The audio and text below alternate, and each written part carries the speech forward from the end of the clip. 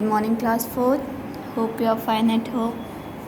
Today we are going to start revision of English literature. So please take out your English literature book and English literature copy with pencil or pen. Chapter number 1 given on page number 5. Today we are going to start revision work. Okay, so take out your book. Chapter 1 Words Never Die. आपको मैंने ये chapter पहले भी बताया है, अभी फिर से मैं बता देती हूँ. A word can never be recalled. It remains forever said. As long as there is memory, no word is ever die. जो हमारे वर्ड्स होते हैं वो कभी वापस नहीं आते हैं और ना हम उसको भूल सकते हैं. ठीक है, जब ये मेमोरीज़ के थ्रू हमारे साथ हमेशा रहते हैं ये वर्ड्स, और जब तक हम लोग ज़िंदा हैं तब तक ये वर्ड्स हैं हमारे साथ. अगर जब हम लोग नहीं रहेंगे तो ये वर्ड्स भी हमारे साथ से हट जाएंगे. Now careless words once spoken can bring grief to a heart. जो हम एक बार बोल देते हैं और वो बातें हमें बुरी लग जाती हैं तो हमें वो वापस नहीं मिल सकती हैं. इसीलिए हमें सोच समझ के कुछ भी किसी को बोलना चाहिए. हमें हमेशा सोच समझ के ही कोई चीज़ अपने मुंह से निकालनी चाहिए या किसी को कुछ गलत नहीं बोलना चाहिए, क्योंकि अगर हम किसी को कुछ बोलते हैं तो उनका जो दिल होता है वो दुखी हो जाता है. इसीलिए हमें हमेशा सोच समझ के ही बोलना चाहिए. And sometimes in memory these words can never depart. और कभी कभी ऐसा होता है कि ये वर्ड्स डिपार्ट नहीं हो पाते हैं.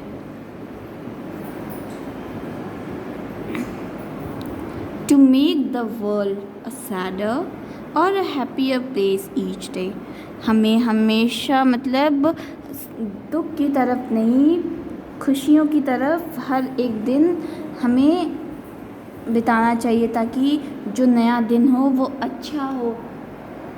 जो भी दिन हो वो एकदम हमारी लाइफ के साथ मेमोरेबल हो ताकि हम उसे याद करें तो खुश हों, हैप्पी हों.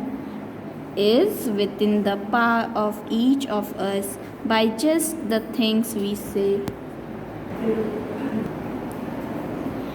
जो हमारी पावर है वो हमें एक नया दिन शुरू करने में हमारी हेल्प करते हैं.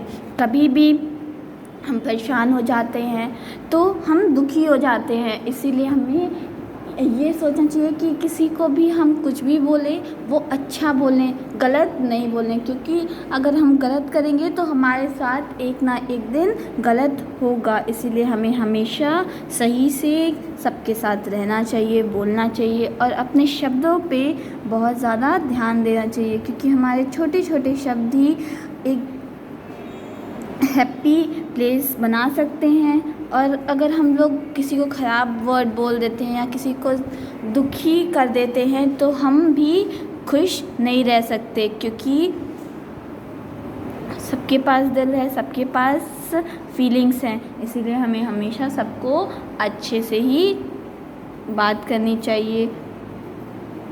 और ये हमारे लिए एक पावर है ताकि हम लोग न्यू डे एक हैप्पी व्यतीत करें. अगर न्यू डे अच्छे से हैप्पी नहीं होगा तो हमें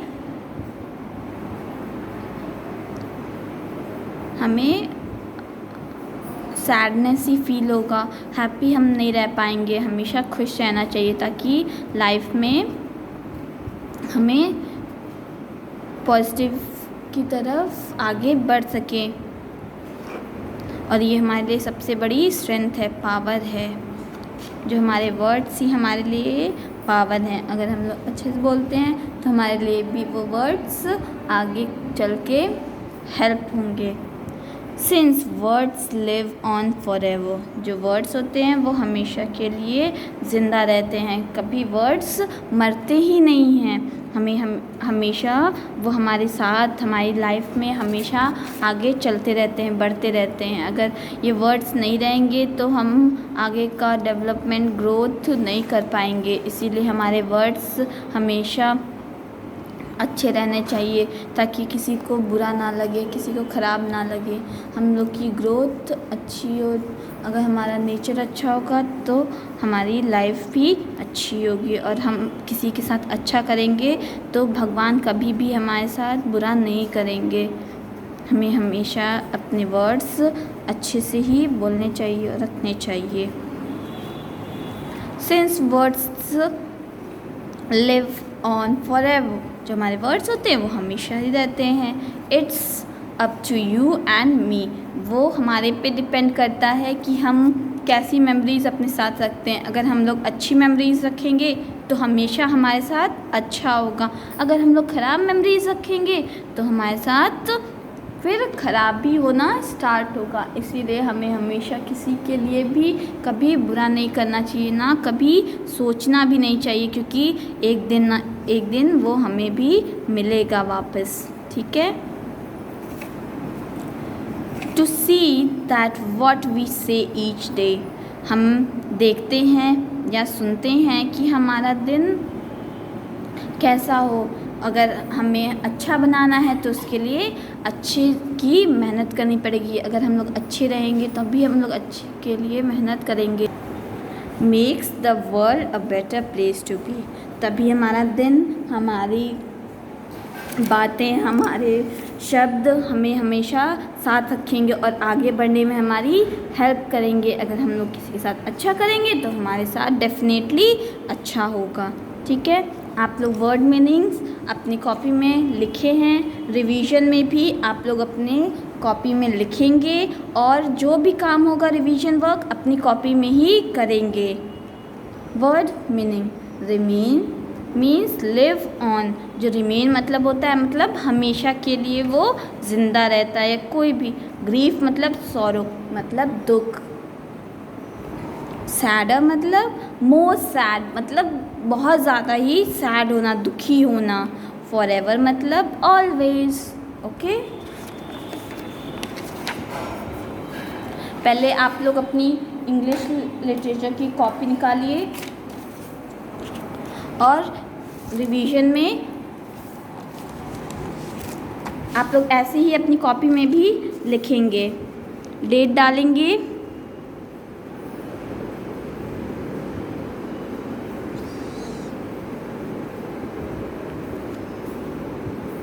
रिवीजन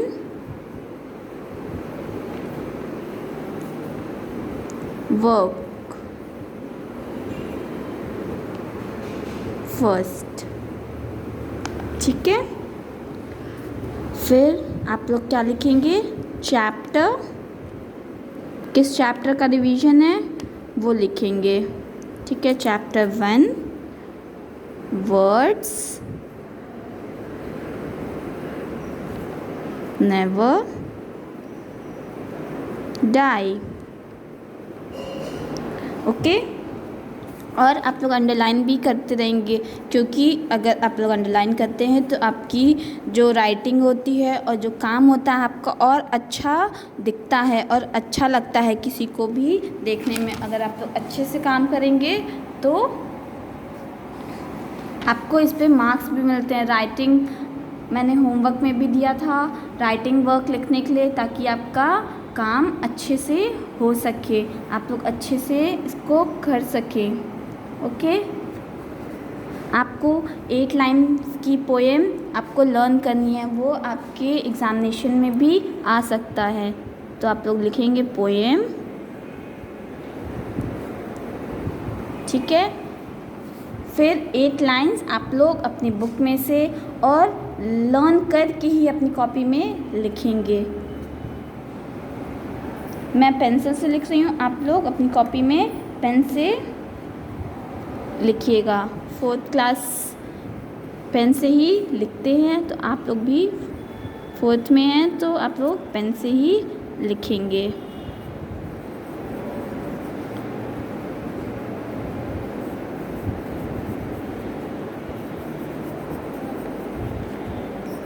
अब बोल बोल के ही लिखेंगे। A word can never be recalled. It remains forever said. जहाँ फुल स्टॉप है वहाँ फुल स्टॉप लगाएंगे, जहाँ कॉमा है वहाँ पे कॉमा भी लगाएंगे। अगर नहीं लगाते हैं तो आपका मार्क्स कट होगा। As long as there is memory,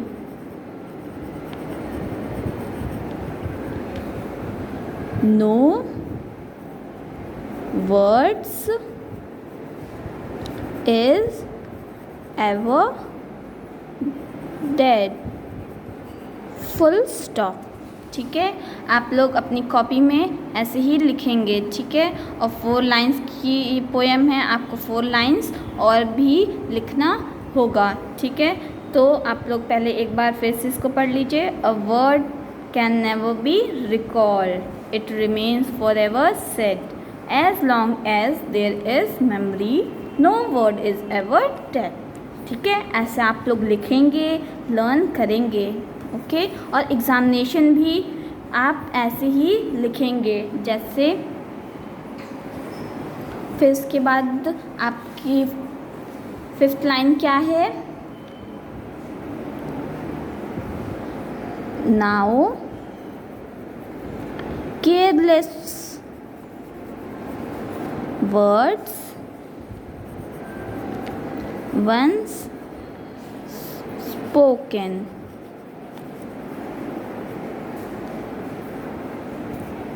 can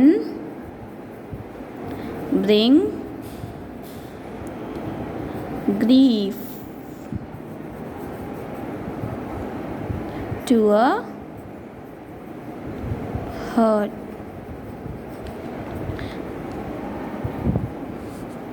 And sometime in memory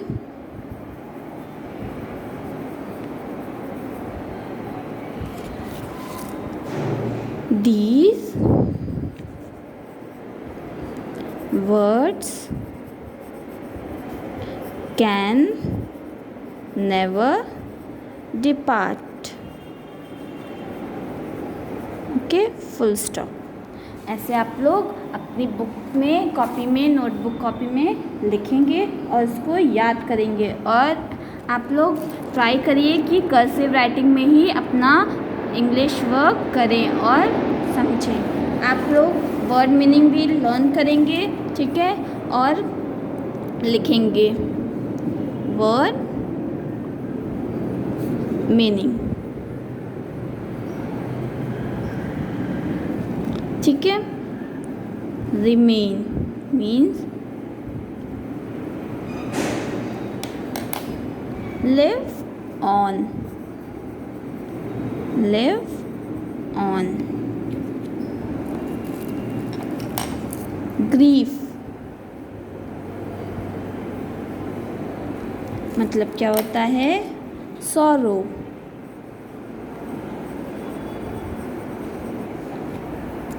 sadder,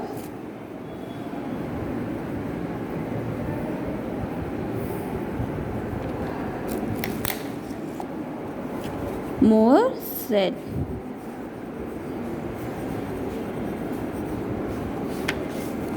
forever means always,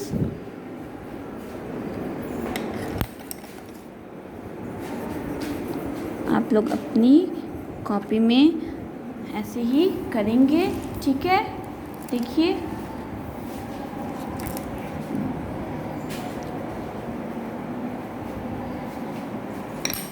और डेट भी डालेंगे, जो काम होता है डेट पे ही होगा और डेट ज़रूर डालेंगे, ठीक है। अब एक्सरसाइज देख लेते हैं।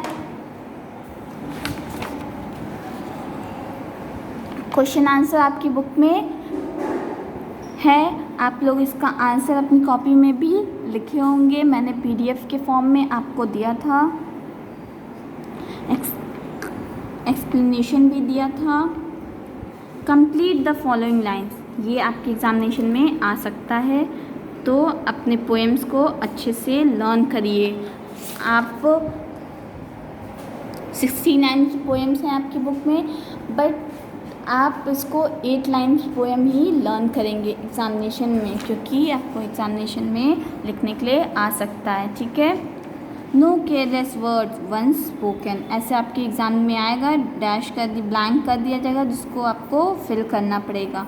Can bring grief to a heart and some time in memory, these words can never depart, ऐसे आप लोग कॉपी में करेंगे, okay. Thank you class for listening this video. Stay at home, be safe, take care.